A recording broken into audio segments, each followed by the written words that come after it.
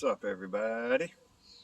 Since I didn't get too many questions dropped on my last video, thought I'd answer a question from quite a while ago. Almost exactly 4 years ago, to be specific. It's crazy. 4 years ago, I first moved into this hut. Now here I am, many years later, with an apartment, and I've still got a job. It's a new job, newish, and got an organization on it. It's crazy how 4 years goes. But yeah, it went, and we made it work. And yeah, around about this time, 4 years ago, first moved into the hut, an organization came to the parking lot where my hut was, and they were handing some stuff out.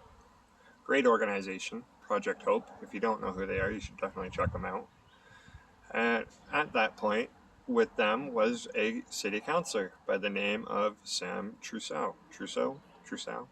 Something? I don't know. I'm probably butchering that. But anyway, really groovy dude.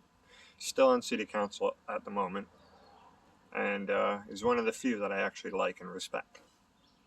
But he asked me, one of the very first questions I ever got asked about this whole hut life thing, what's the motivation to do better? What's the motivation to move on when the time is done? And that question has stuck with me. And that question was foremost in my mind when I was designing the More Than Just a Roof program. Because you learn pretty quick when you're out working with people on the streets. A lot of them have been failed by society and failed by organizations and individuals that are supposed to be there to help them. Sometimes that's because they're overwhelmed. We have a 12-year wait list for London Housing. We have a 7-year wait list for Indowell. We have a wait list just to get into a shelter at night. There's wait lists for wait lists at this point in time. You know what I mean? Mental health, doctors, any of that.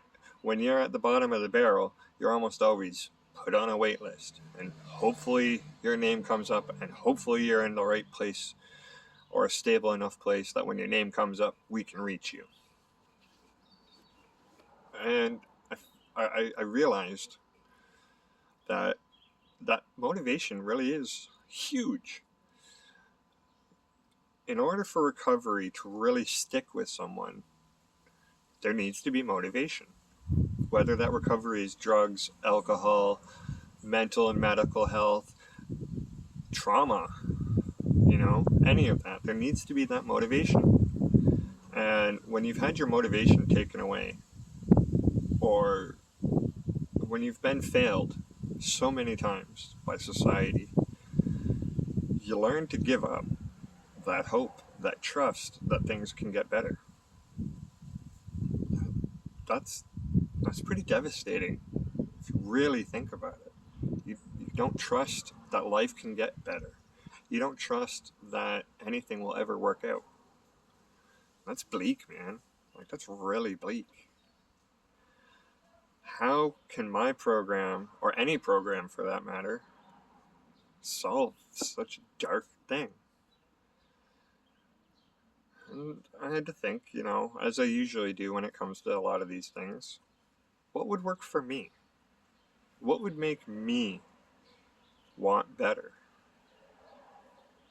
And as I started designing the More Than Just a Roof program, I'm looking into other micro shelters that were starting to pop up all over the country, both here and in the United States. Hell, even some of the ones that were popping up in Europe.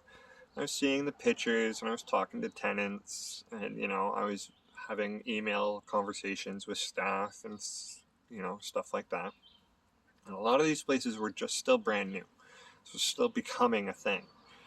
And some of these places, they were really dirty, they were really beaten up, they weren't really treated nicely. And a big part of that was because the people that were staying there hadn't yet developed that motivation, that pride of property.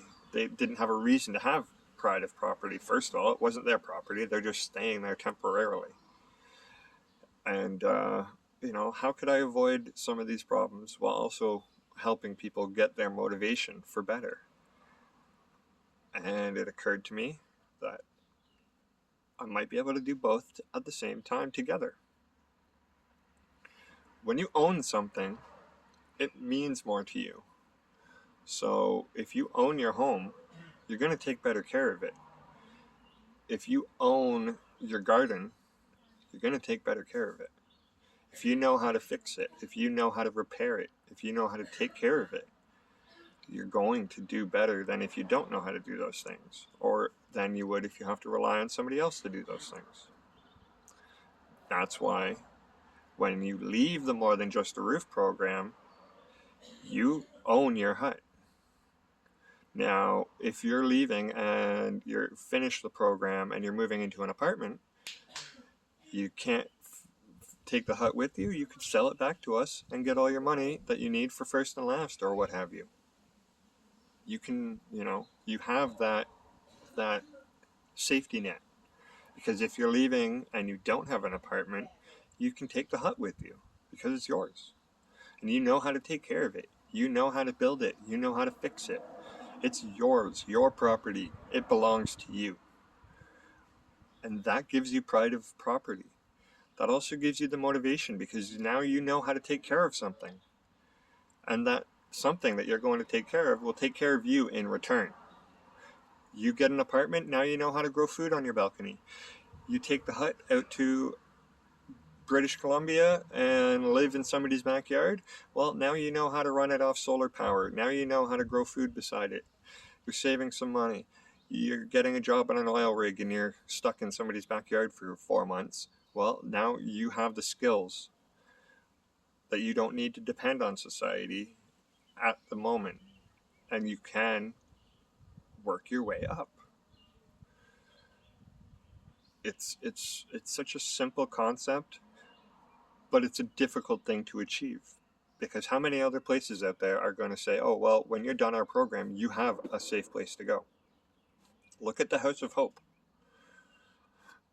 That was 45 odd people who were given hope.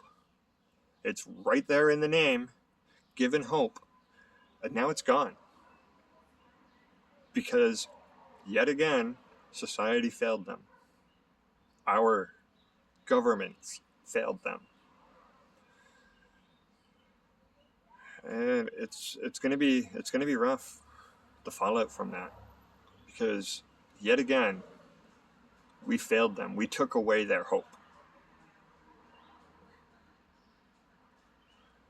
That sucks.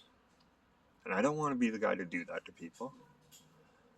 You can't exactly take an apartment with you when they're kicked out in November. It's going to be rough.